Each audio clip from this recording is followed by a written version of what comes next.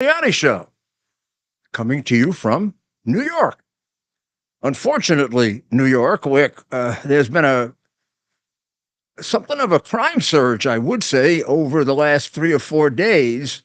A kind of reminder that we're way behind where we were in 2019 when we went into the pandemic, and since we got ourselves the Soros prosecutor and the former police officer as mayor. Let's start off with the fact that this morning at about 1:40 a.m., two police officers who were chasing down a robbery suspect who was on a moped turned back. He turned back and he started firing at them. They returned fire. They struck him in the foot before he was arrested, but both of them were shot. Christopher Abreu, 26, was shot in the leg, and that's Officer Christopher Abreu, shot on the leg. He's a 5-year veteran of the force, and he's recovering. And Officer Richard Yaruso was shot in the vest, which, I remember these when I was mayor. This was a thank God he's not dead situation. And thank God, several decades ago, we came up with vests for them, which had to be privately funded at the time because the police department wouldn't pay for it. I wasn't mayor at the time. I can assure you, I paid for the equipment for firefighters that made their lives a lot safer. And in fact, we would often have a ceremony when that equipment saved them to point out the importance of it so they can continue to be funded. And of course, we would do that with the vest. And I see Mayor Adams held up the vest in the morning hours and made the point that I often made, that but for that vest, we might not have this police officer any longer. But in what it turned out to be a graze of the stomach, he probably has a little wound because it hits the stomach. And of course, the vests have over the years improved in two ways. They're much thinner and they're much better. You're not going to, I don't think, I can't think of at least in New York, a bullet that got through a vest. Now, we did have a police officer who died recently, as you know, who was shot right below the vest because the guy coming out of the car was below his waist, shot up. And of course, the vest doesn't go down that far. Maybe you should. Maybe that should be looked into. But in any event, Officer Abreu will remain at Elmhurst Hospital a while longer. And Officer Yaruso was released late this morning. And I don't know, do we have the footage at Elmhurst Hospital?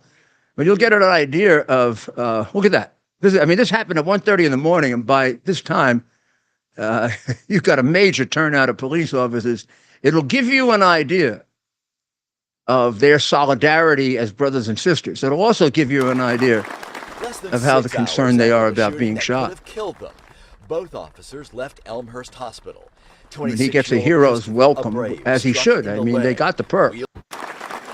Less than 6 hours after and they're taking him out.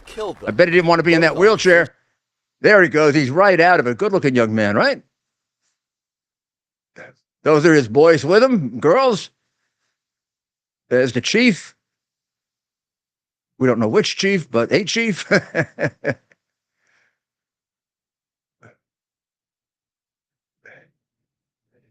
That's a nice thing to see. It shows you the solidarity of our police. It's like the Marine Corps, and it's like the Army, and it's like any of the places where you face death together. It creates a bond that's inseparable, and knowing and having as good friends lots of retired police officers, the bond doesn't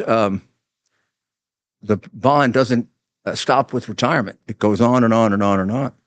And as I have with the people on September 11th that I survived with. The bullet hole in the vest, and as I said, the vest was exactly what it should be. Elmhurst Hospital is the usual place they take police officers. You pass it probably if you go to Kennedy Airport. It's on the expressway when you're heading to the airport, about halfway to the airport, to the right. It's an excellent hospital, considered, I guess, that's why the police take their people to the best trauma hospital in Queens. The 19-year-old suspect was shot in the lower leg, and a gun was recovered at the scene. Apparently, the gun he was using to shoot back. Here's a little picture. I think this is a picture of the gun that he was using, if you want to see it. There it is. And could be something he put together, too. But it was, whatever it was enough to hit the police officer's vest and dent it, and to strike the other police officer and wound him, although thank goodness not fatally. Now, this is a Biden invitee and an Adams tenant. I think we should start saying that. This guy just came over in 2023, from Venezuela, where crime's going down. Venezuela, the communist country where crime is going down. This guy didn't come here to realize the American dream, Adams, like you invited all these people here without focusing on the fact that the cartels are running the border, you jackass. You invited all these people here why not come to New York? You get your check, you get your credit card, you get health benefits, education, and you get a nice place to live. This guy's living in one of your places that you're paying millions of dollars for. Yep. He's living in a hotel, a migrant shelter on Ditmars Boulevard. Not a bad place, Ditmars Boulevard. Beats Venezuela. I bet he doesn't make this kind of money in Venezuela. I'm talking about the money you give him.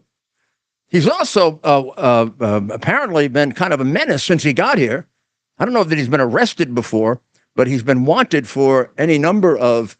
He's wanted for these pattern crimes. That these are thanks to you and Biden that we have this kind of crime, where cell phones are snatched, boom, boom, real fast. They do it real fast. It reminds me of the pickpockets in Times Square that Bratton and I stopped in 2 weeks. Any reason why you can't stop this? Well, first of all, the people who were doing it when Bratton and I were here, we didn't invite them here. You and your president invited them here. The president you can't criticize anymore because he has you under investigation. Got you jammed up good, right, Adams? Do you realize, those of you who reflexively vote Democrat, do you realize what you've done to us? I understand it. I've lived here all my life. I understand your brainwashing, and I understand the 150, 160, 170 year Democrat corruption in New York. If anybody understands that I do, nobody investigated it more effectively than I did, because usually it's a Democrat prosecutor and they cover it up. And usually it's a Democratic mayor and they either participate in it or they turn their back on it. So you had LaGuardia, you had me, you had Bloomberg, who was a Republican and an independent. Is he now a Democrat? I'm not sure. Oh, yeah, he is. Sure, he ran in the Democrat primary. But back then, thank God, he wasn't. And I don't know if Mike would have gone along with it because he's a straight guy. I doubt it. And so was Koch. I mean, Koch's problem, which I can explain better than anyone. I investigated the entire administration. And I was criticized for not finding him guilty of something. Well, he didn't do anything. If I had been a Bragg or one of these Democratic bums, I probably would have jammed him up. Could have done it. People are willing to lie. But I have something called integrity. So I actually announced that Koch was innocent. That I knew exactly what was happening with Koch. You're not going to believe this because of his big mouth, but he was naive. It shocked him probably more than anyone that Manus and Friedman were crooks, pulling in millions and millions of dollars on Parking Violations Bureau, judges, fixing cases, things he wouldn't even dream of. But they were making millions on the city. Not unusual. You don't think there are people doing that now? How do you explain but New York City's budget is as high as or higher than Florida. We have 8 point something million people. They have 22 million. Plus, we get two budgets working for us. We get the state budget, which is twice Florida. And Florida is bigger than New York. So that money's going somewhere, that extra money that we're paying. The number of services we provide certainly don't feel any greater than in Florida. I'm there a lot. And they seem to, the emergency services seem as fast, and the police are pretty damn responsive, and the schools are a hell of a lot better.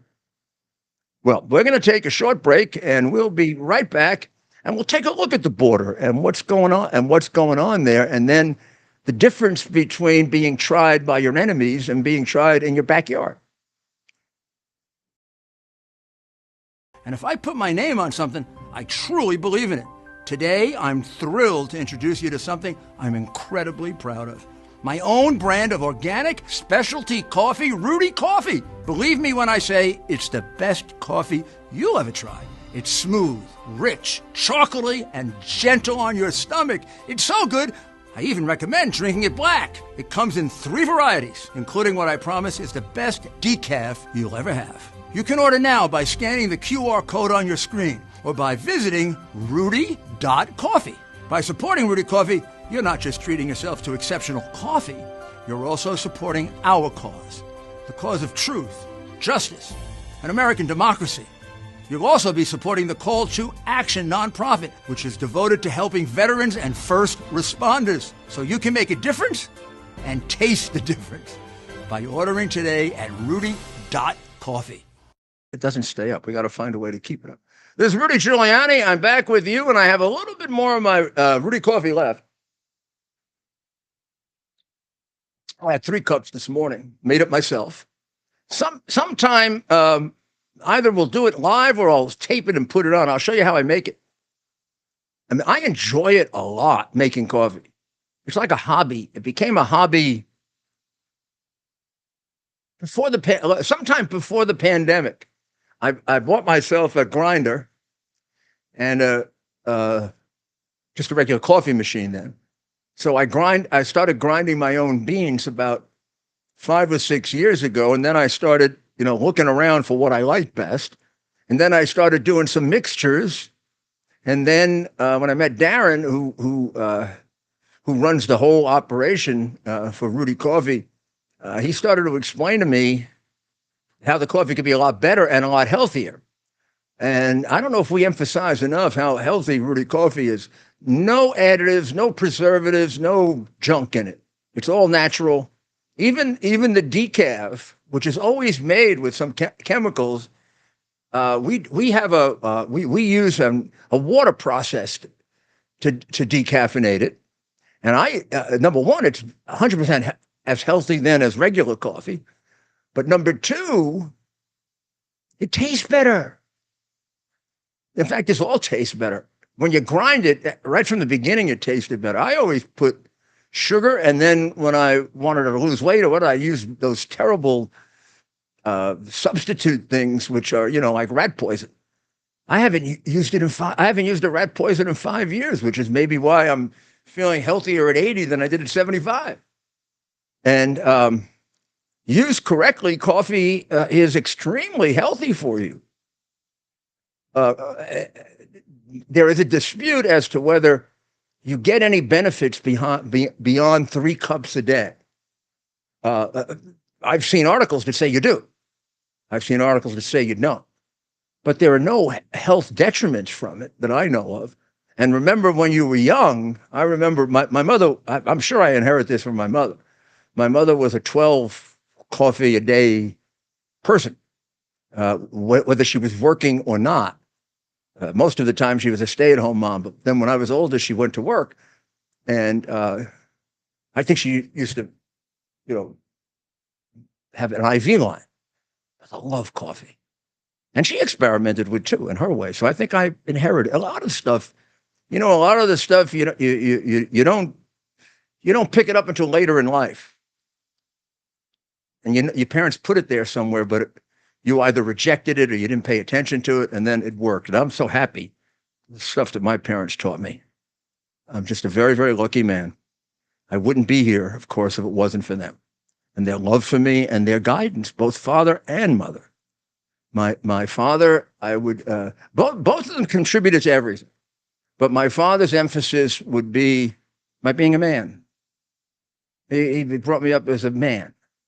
Honor, tell the truth, loyalty. You don't need a gang to defend you. You can defend yourself. Don't be a bully. Taught me how to box. And with boxing, I got as many lessons in not misusing it. I never want to see you taking advantage of anyone. You better not start a fight, but if you start one, you better finish it. I can tell you a lot of stories about that.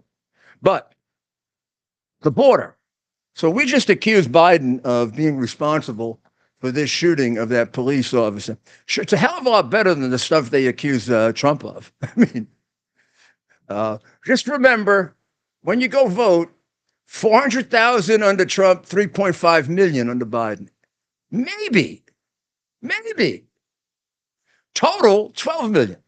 We got 12 million people running around this country. We don't know who they are. Like this guy. Somebody let him in. The guy that shot the cop, and he's been grabbing cell phones since then. And there's a big cell phone racket, and not just in New York, but they must share it with each other. And a lot of them do it on moped. This guy had a moped or bicycles or electronic bicycles. They just come by and boom, you're on your phone, right? You're on your phone, or you're holding it here, and boom, they just come by and pull it out of your hand. You don't even get a chance to defend yourself. But by the time it's gone, they're halfway down the block. Right. They came here to work. So Adams created work for them, and 5% showed up for work. But I mean, that's another stupid thing, because Biden is now. Well, there's an article right here this is the Post of the Wall Street Journal. I can't say it. Joe loves border jumpers, like the guy who just shot the cop. And he's invented new ways now to encourage the tide. You know, a lot of these people falsely claim asylum. It used to be their claims were about 5% correct. But now what he does, first of all, the Biden judges you can see how he fixes the judges, right?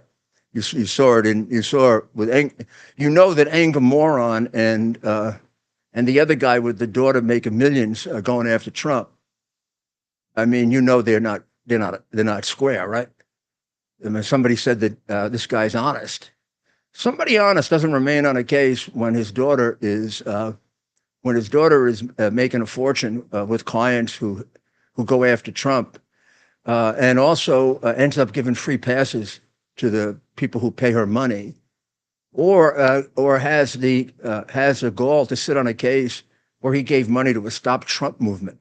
I would think that any defendant, make it Trump or anyone else, is entitled to have a judge who hasn't donated a penny to a movement to stop him. How would you feel, Mr. Smith, if you got accused of fraud and you weren't guilty, and the judge in your case had contributed money to stop you? I think the guy be taken off the case. Not in crooked New York. No. So the first thing that they've done is a new one to me, because I did asylum cases when I was in the Justice Department. I had to deal with the Haitian asylum cases. This year, they closed 350,000 asylum cases, over 2.5 years, rather. You know what that means? They close it, and they let them stay here. They don't find asylum. They don't not find asylum. They just close it. Probably they close it because there's no really good asylum claim, or they grant it. And the people are allowed to freely move around the country. But they're still illegal. And then there are 8 different programs that have allowed in 3.3 million migrants to get work permits. I mean, this is like work permits were considered a draw of illegals to the border. He's increased them by a gigantic amount, by 10 times. Biden has. They have the Wipe the Record Clean program. And these are the cases that are dismissed, but they're allowed to stay here. In 2020, the last year that Trump was president, there were 4,700 of those. Under Biden, within 1 year, they went up to 102,000, then 149,000. And this year, it's going to be way above 149. In other words, they've gone up 20 times. I mean, he finds every way to bring illegals so they can get here and do what they just did to that police officer. Because unlike Trump, he doesn't vet them. To the Chinese are asked 4 questions. That's a mockery. And we have a mockery of a president who should be removed for committing crimes. I mean, that's a crime not to follow the law like that. We'll be back in a moment. We'll finish up on this border topic, and we'll take a look not only at the trial that took place retrospectively, but the trial that's taking place now at Hunter's home in Delaware. Are they doing it at his house or in a courtroom? I think Jill is there. Jill is in the courthouse. Yeah, Jill, the first stepmother is there. But she's very close to Hunter. You read the hard mail. I mean, read the hard drive, and you'll get the hard truth about this relationship. What was it? I think she was his babysitter. What? Wasn't she his babysitter? I don't know about that, but he's sure. There's no love lost between the two of them. At least if you read the hard drive. Joe and Jill's getting together. I want to read that again. Yeah. And she really loves his baby Navy. Doesn't even put out a Christmas stocking for her so she can break her heart. They are. We're having the biggest sale ever on overstock clearance and brand new products. For example, save 60% on our Goose Down comforters, the best comforters ever. They go perfectly with our MyPillow bed sheets and duvet covers. Save 25% on our brand new kitchen towels. They're made with the same technology as our famous My Towels. Our initial quantities are extremely low, so get them now before they go.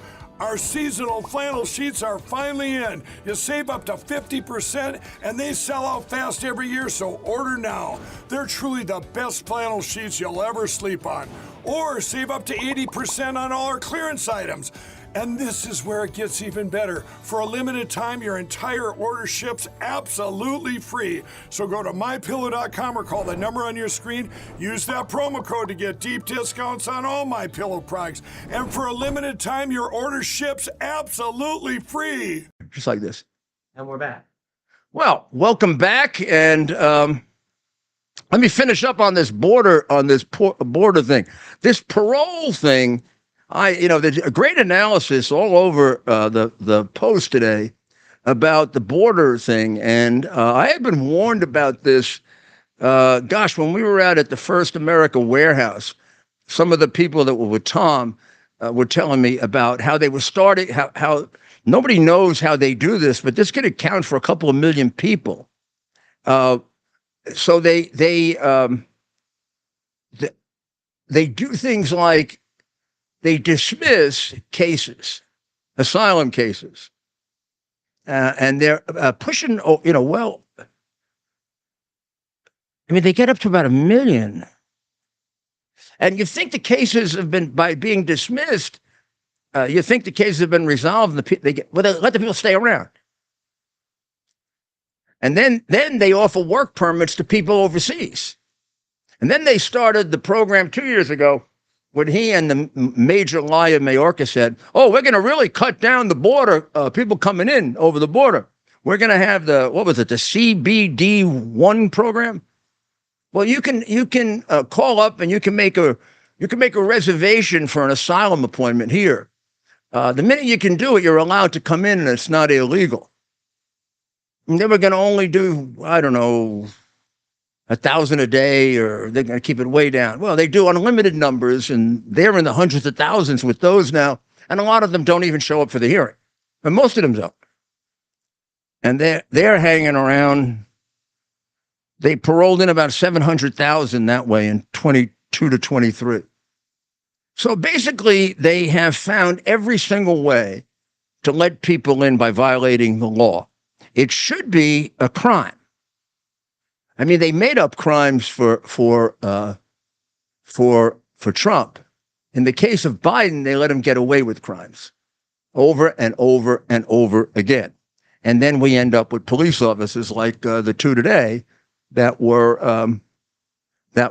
shot and only alive because of the grace of God, not because of Adams or Biden. And why do I blame it on Adams? Because they're in free housing given to them by Biden, nicer housing than our homeless get. They're at one of the Adams multi-million-dollar shelters. That's what he pays for them, 30 million, 40 million. One where they give him cash because they give him cash cards, which are actually like, I think, Visa or MasterCards, because they didn't like the food. I mean, it's not just New York that does that. There within Denver, I think, they had a big protest with the mayor. The mayor wasn't giving them nice enough services. I'd put them all on a bus and send them somewhere else. I got the place for them. People said, "What would you do with the mayor, Giuliani?" First of all, they wouldn't come here because they'd be afraid to come here. I would do things like arrest them if they committed a crime and not let them out on bail. They wouldn't like that. I did have a reputation of being a tough mayor. He's got a reputation of being a sucker. And, backed up by Bragg. And he stopped complaining about Bragg the minute Bragg opened an investigation on him. And the thing you do with Adams, obviously, is open an investigation on him, and he shuts up. He shuts up about Biden. He shuts up about Bragg. And meanwhile, we suffer. People get killed. People get beaten. Now, the friendly country that the case is about, that he got allegedly is in trouble with, is Turkey. Looks like the number of Turkish migrants crossing the southern border has illegally rocketed under the Biden administration. And they are special cases because they got money. And they've been invited by several of the cartels as favored illegals. What does that mean? Favored illegals mean they get some real bucks out of them. And they've been coming in undetermined numbers. The ones we count are triple and quadruple. But if they're coming in with these special deals with the cartels, they're coming in that third category, which is we never get to see them. And of course, nobody wants to talk about that. You got the group that gets stopped at the border and they get processed. Most of them should be sent right back. We take in most of them on this ridiculous asylum claim, other humanitarian claims. We take in somewhere between 70 and 80% of them. We used to take in about 20. Second, we have the gotaways. The gotaways are the people we see, but we don't catch. So we'll write a report. 50 people were in a bus. We couldn't get the bus, that kind of thing. So we have a fix on how many of those there are. And they were about another 30%. But in some ways, even more dangerous because we don't know anything about them. We don't know much about the people that come in and we let go. We hardly vet them, but at least we have a name and a place they went.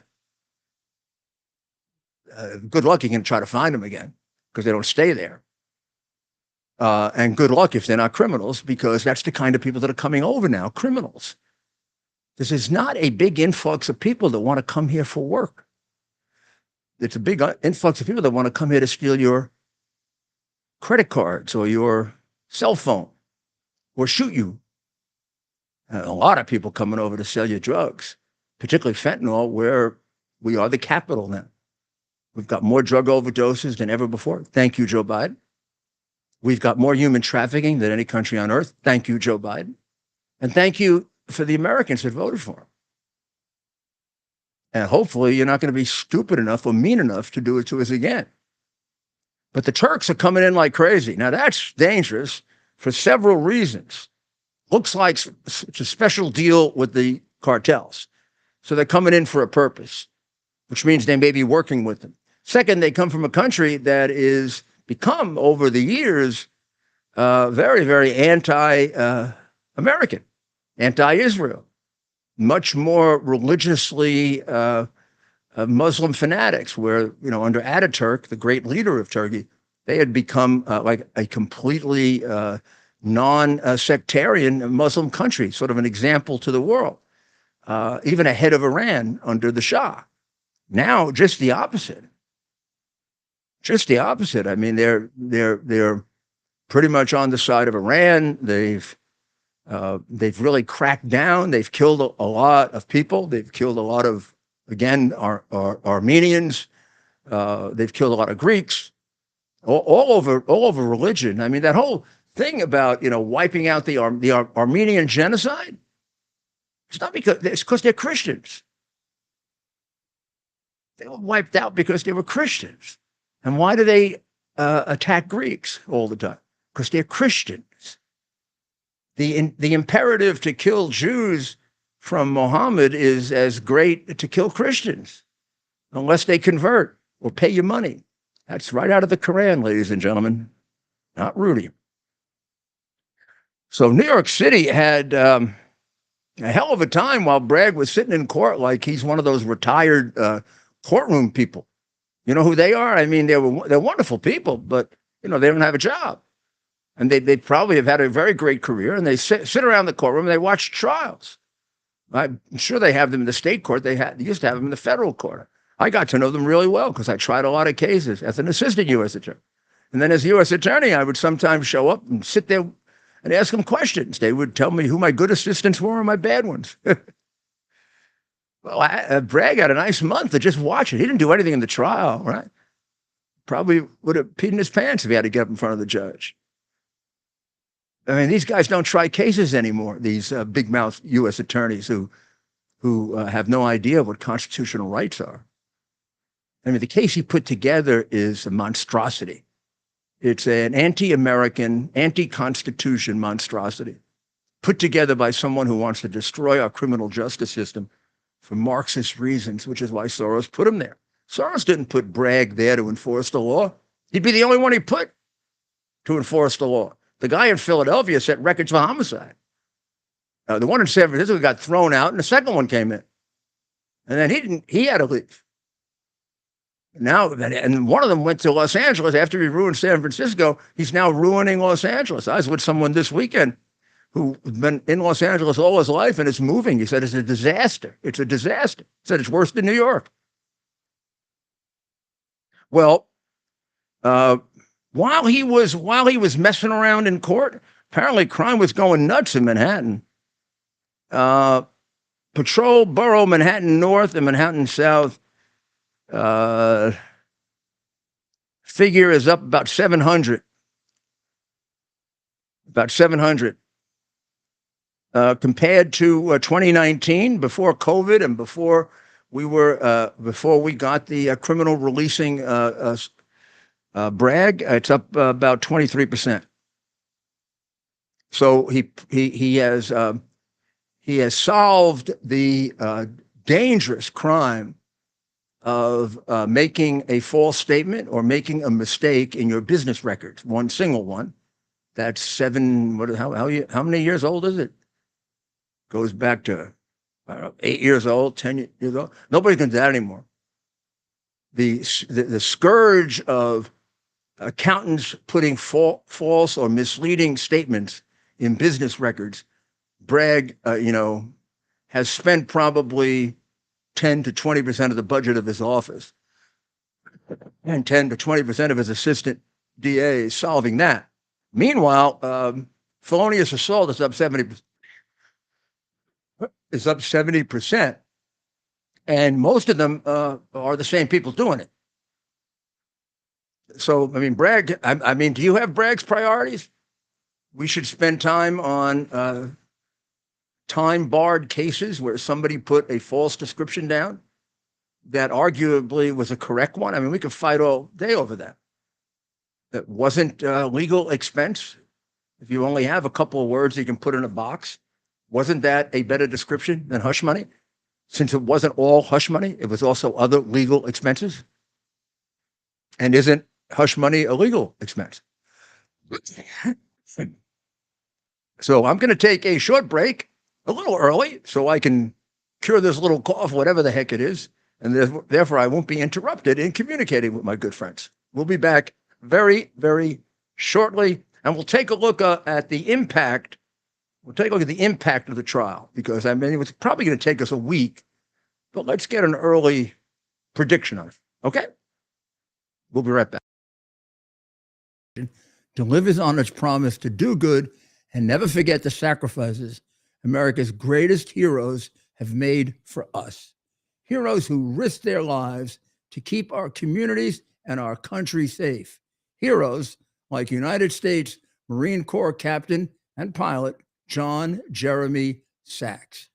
Captain Sachs sustained fatal injuries when his military aircraft crashed during training, killing him and 5 other service members. He's remembered by loved ones as courageous, brilliant, and devoted to his career, family, and friends. John is survived by his wife, Amber, who gave birth to their second daughter 3 months after his death. Tunnel to Towers paid the mortgage on the family home for Amber and their 2 daughters. The foundation has helped over 1,000 military and first responder families navigate the worst of times by removing the burden of a mortgage payment. Our nation's heroes and their families need your help now more than ever. Donate $11 a month to Tunnel to Towers at T2T.org. T2T.org. That's T, the number 2T.org. T2T.org. Please donate now. That's funny. I always came in the side and waited for him in that lobby, the side lobby. We're back. We're back, and I was just discussing when I used to go meet Don. We're going to have to let Ted walk behind us, and everybody knows Ted. Ted is a very, very fastidious dresser, and he doesn't like it when you see him like this. Yeah, he looks like a kid, right? He's not as young as he looks. Yeah, but he's a kid. And when I had him on, for Uncovering the Truth, he substituted for Dr. Maria. Man, we're getting inundated with all these girls that want to go out with him. Is he single? Well, Is he single? How many times do I get? You've always told me, Mayor, you've never lied, right? And no, but maybe in some cases. How many times? How many times have I been asked if you were single? Yeah, you have been, but not. You were there. You were there when I was asked a couple of times, just recently. Is he single? This girl comes up to me and says, "Is he single?" That did happen. And he is, which is very encouraging, Oh yeah, but and she was a pretty enough girl, right? But nothing wrong. I mean, it isn't as if these girls come up who are. Look, you're not allowed to comment on that. Yeah. Let's say I always look at it this way: everybody has their own attractions. I mean, you can look at someone and think they're beautiful, and I can think they're not, and that's true. And vice versa. And we have a few disagreements every once in a while. I can tell you who, but we have a few disagreements. They're all very nice and very pretty, but it's the ones that really appeal to you and ones that don't. I'm sure that's true with men and women. When we used to be men and women, now Well, the mayor, being the gentleman that he is, and being who he is a great. I don't want to call it a wingman, but he's a good person to introduce. Wanted to be the main pilot. I didn't want to be. Yeah. One of the great disappointments in my life was when they wouldn't train me to fly a jet because I had punctured eardrums.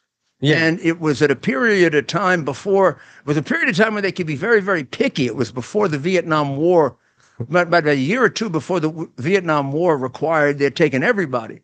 And there's a big difference in the Army on qualifications. Like right now, they're down like 4,000 or 5,000 in recruits. Yeah. So your chance of getting in the Army, if you're a little bit off the mark, is much greater right now. But when I was in the ROTC, they had more people than they needed, and I wanted to desperately be a jet pilot, and I had serious pneumonia, and I had a punctured eardrum, which I remembered because my eardrum exploded. I was about 14. And when I went and my doctor about a year later said it was cured. So I went for my first Air Force physical, and they said, you have a punctured eardrum. I said, I don't. It was cured. And they were gonna kind of throw me out. And I went to my doctor. I don't know what good this would do because the flight surgeon decides, but I got a note from my doctor allowing me to stay in. And then finally, after an extra 6 months of that, they did a test. And it turned out I had a punctured eardrum in both ears, which I think they just wanted to get rid of me. I don't remember that one. And I was like my life. I tell kids, who lose a girlfriend or something, they fail. I tell kids, my life was over. I didn't know what I was going to do. I went through so many careers: priest, Air Force pilot, doctor. And then I ended up being a lawyer. Okay. Well, the one that really gets me, first I want to thank Nicole Galinas for mentioning me. I'm more sensitive now than I used to be, I find, whether I get mentioned or not. And I probably think people, maybe because of all the things that are going on, there has to be some reaction to it, right? And I think I may have said Nicole didn't mention me, but she was very nice. And she put down that, they already have more crimes on Broadway than halfway through my crime reform. Wow. I think she locates 1997 as the year. And it's very nice. Thank you, Nicole, for doing that. But in any event, thank you for bringing it to our attention, too. Broadway is getting overwhelmed with crime. And it's having a big impact on, we're not back. We're still down a big 17% below where we were before the pandemic in terms of people coming to the shows, and we're down by 16% on revenue. Whereas in London, which we would compare ourselves to, they're like above where they used to be. So this is not theater coming back. This is people don't want to come to Broadway. Now, why would they want to come to Broadway?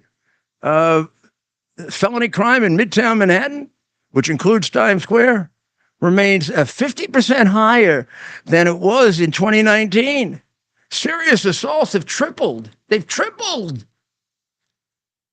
Even, this is what she says here, even in 1997, halfway through Rudy Giuliani's first crime-fighting term, such assaults in the early part of the year reached only 154. And they've already exceeded it. And each year, so it's up. Thank you for comparing it. But I mean, the real comparisons for the people now are with a current situation. Crime was much worse when I became mayor. 2,000 murders a year, right? We had reached 2,000 murders a year. We don't have anything like 2,000 murders a year now. Or even some of the other categories are getting there to where they used to be, but they're still not there. But people over the last 20 years, from about the year she locates, 96, 97, when the crime increases started to take hold on the quality of life, people who grew up in this city under me or Bloomberg were some of the old timers would say, were spoiled because they didn't have the crime levels that we used to have for 30 years under the Democrats, which actually started with Lindsay, who was a Republican who became a Democrat. However, to assess their fear, lack of fear, you got to look at their experience. So it's very wise to take a look at the pre-pandemic, the 2018, 2019, even 2020, well, no, those 2 years, numbers. And then see, did the crime go way up because of the pandemic? Or is it something more? Is it something that has to do with all the criminals they let out on the street? Well, surely that's what it has to do with. And the difference is there are 7,000 more people, I'd say, maybe 9, out on the street than when I was mayor or when Ray Kelly and Bloomberg were there. And that's how you get the 50% increase in serious felony assaults, and in some cases, three-time increase. And a lot of it's concentrated on Broadway, which is the critical point for us. I used to describe it as the capital of the world. And people who come to New York are going to go to Broadway, and they're going to bring back with them to wherever they're coming from, out of town or a foreign country. They're going to bring back what they see on Broadway. And what they're seeing right now is people getting shot, people getting beaten up, murders. Yep. Adams is very, very proud that murders are down. Good. I congratulate him for that. But he's missing the real big picture, because most people aren't affected by murder. Murder is nowadays a couple hundred a year, whereas felonious assaults are, 7,000, 8,000. That's going to affect, and when they start to go up, every family gets affected. And then tourists get affected. There aren't going to be that many tourists that ever get killed. But you get those felonious assault numbers up, and then some large numbers of your tourists get affected. And it isn't just the people who are the victims, it's the people who watch it. It's the people who are here from South Bend, Indiana, right? And they're walking along and they see somebody beaten up. Well, it's almost as if they were beaten up. This guy doesn't understand it. And when you try to bull people like he does, and like he wants to convince people things are real safe and wonderful, don't do that, because you're not connecting. People don't feel that way. Same thing with Biden. The economy is great. Yeah, I'm paying 3 to 4 times more every time I go in the store. How can you tell me that? Even gasoline, which he said, it's down. It's down from the unbelievable high that you created.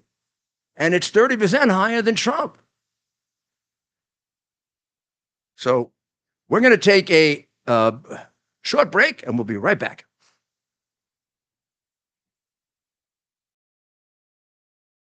Is something that you can plug into your television, and now you can use your television as a social television type experience. So in the Portal universe, you can watch your favorite content creators' videos, live streams, music. We also have TV subscriptions as well. Subscriptions. You can also regular channels, all the sports. Right. You can actually cut your cable from your cable subscription and get Qux TV on our Qux TV boxes, and you can pay half the price that you're currently paying for your cable television subscription, and you can get all the best premium TV channels and more. I mean, it's really, there's so much on there, Rudy. I mean, you've seen it. No, I've seen it, and I use it, and it's good. I mean, it's great. It's just exactly the same, except for half the price. Plus, nobody is finding out what I'm watching, and that's not being reported to anybody. Right, so you have absolute privacy using this device, which you don't have on other devices out there currently on the market. This is absolutely great. Qux.tv is how you can find out about it. Qux.tv. Use promo code RUDY to receive $30 off. So this is just one page from the Post. Adams, New York City, I wrote on the top. Monster chokes 6-year-old. Good Samaritan shot in hand on the very, very safe subways. Teen murdered in housing project. On the top there, Adams, New York City. But things are very safe. We got murder down. Not going to help the kid who got killed. And if felonious assaults are up 70%, a lot more people are going to feel that than murder. And sometimes felonious assault not being murder is the grace of God. So, and if I put my name on something, I truly believe in it. Today, I'm thrilled to introduce you to something I'm incredibly proud of. My own brand of organic specialty coffee, Rudy Coffee. Believe me when I say it's the best coffee you'll ever try.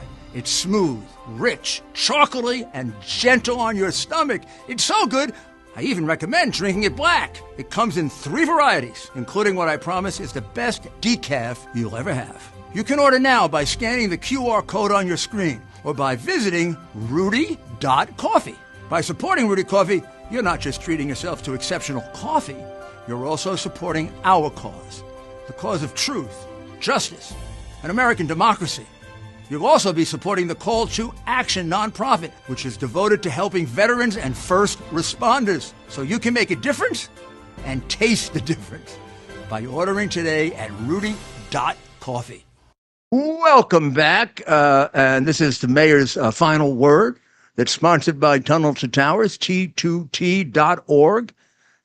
You make sure you make your contribution to Tunnel to Towers, and you're making your contribution to police officers and soldiers and sailors and other first responders who are seriously injured or who die in the line of duty. And you're also making your contribution to end homelessness among our veterans, which is a stain on our country, a stain that, first time I realized how little the veterans get in like if they're killed in the line of duty, whatever, in comparison to police officers, I was really upset. But then I realized, the scope of one and the scope of the other is very, very different. The numbers, and therefore, I do think the government should do more, and I think Trump will. Trump was great at concentrating on the veterans hospital. Biden doesn't pay any attention to it. But I think it is also incumbent on us to help out, and people do with the police. We've had a police funds in this city well before me. I didn't create them. I enhanced some of them. I created the biggest one of all, the Twin Towers Fund, which distributed $230 million to victims of September 11. But the others, many of them were there, and I have to tell you, Trump and George Steinbrenner were enthusiastic participants in that. So we do have in New York like a real come together for the police, even though we have a lot now of these progressive defund the police. Remember, it's not pointed out, and largely because Adams had universal newspaper support, which was terrible, because a lot of it was silly, because there's nothing in his background that would have suggested he could do this job. He was a non-productive police officer who was basically a big mouth activist. And it turns out he's afraid. Not stupid, not dumb. He got a lot of the right ideas. He's afraid to execute them if they're controversial. And basically Biden cut his legs off on immigration when he's put him under investigation. And now the state has him under investigation too. So if you have, I was warned about Adams that, I'll tell you exactly what I was told. One very, very prominent New Yorker told me he's not going to make it through his first term. Let's see.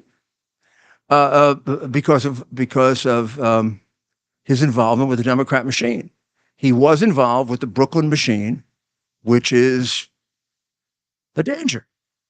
The Hunter Biden trial, you're going to have things like, oh, Mr. Biden, have you had enough breaks today? Is there enough water on Mr. Biden's table? You better watch out. All the court personnel in Delaware have got to be intimidated like hell.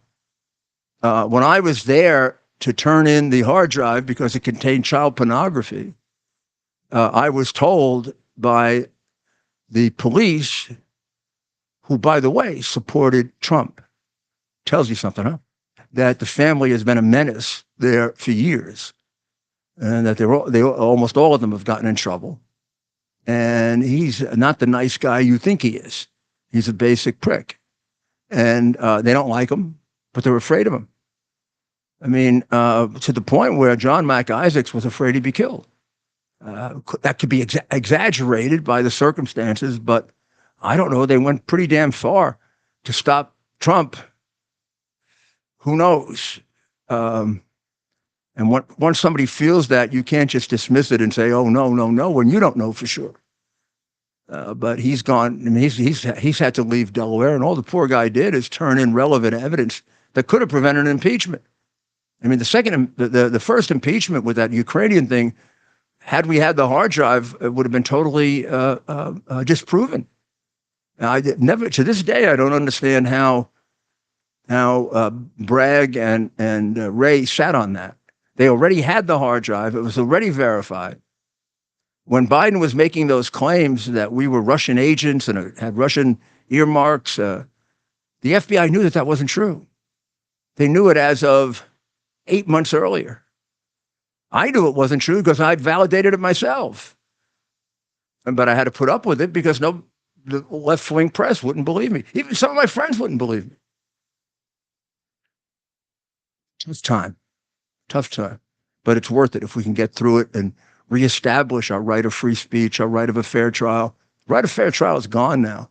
It's reserved for people like Hunter Biden and Joe Biden and Hillary. In fact, I don't think Hunter is getting, he almost got it. He almost got a fix. But that judge who intervened really stopped it. So let's see what happens, because unlike Trump, he's not going to have a hostile jury. He's going to have a jury that votes Democrat, that is Democrat, but also might have some knowledge of just how perverted and scurrilous that family is. This case, by the way, is a cut and dried case. This is one where it should be a conviction in 2 minutes. He filled out a form in which he said he wasn't addicted, and he got a gun. He's been addicted for 20 to 25 years. He's been in and out of addiction centers, I think maybe 2 or 3 times that year. He wrote in a book that he was doing heavy use of drugs that year. He'd like to say, well, I wasn't high that day. That isn't what the form is asking for. It's asking whether you're addicted or ever been addicted. There are pictures of him driving an automobile, smoking crack, which is very, very hazardous to children. And there are numerous pictures of him sitting in a closet filled with crack smoke in a home that minor children lived in, or walking around with no clothes on, smoking crack. At or about the time that he filled out that form. That's crime number 1. Crime number 2 is carrying the gun around.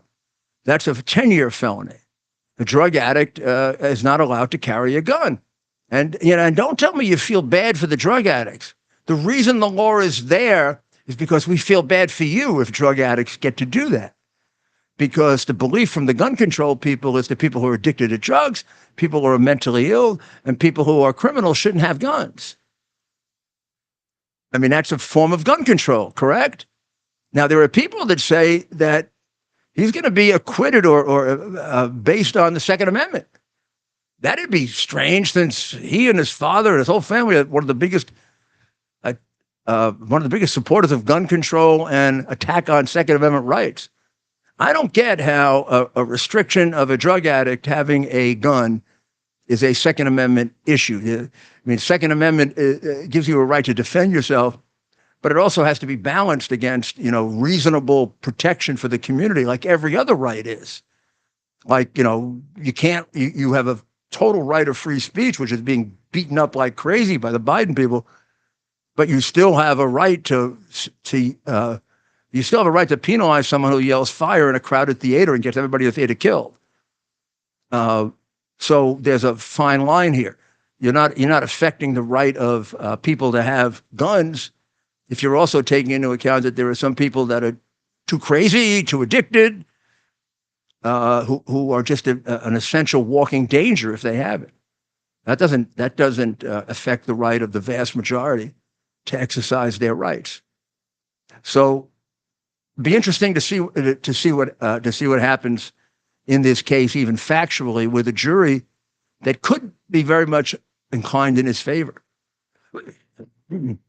because legally there's no reason to acquit him.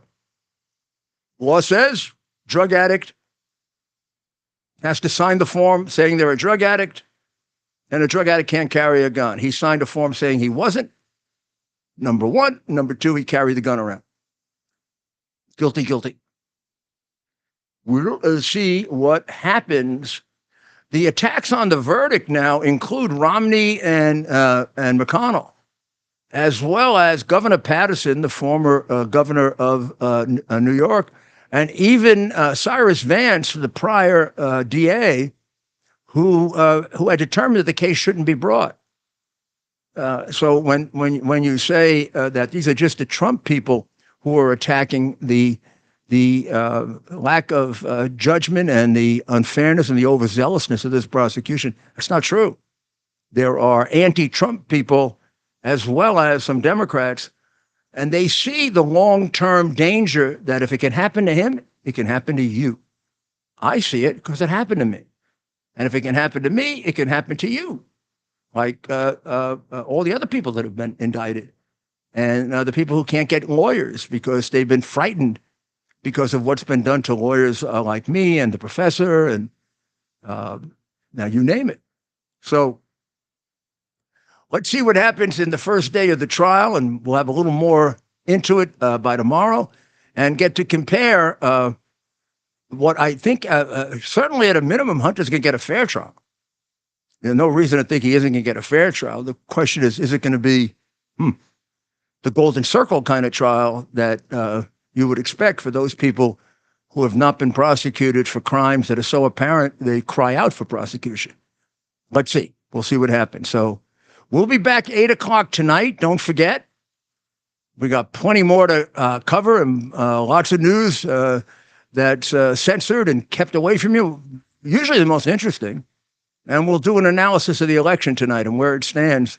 We didn't get a chance to do it right now, but where it stands as a result of this change in circumstances. Did it help Trump? Did it hurt Trump?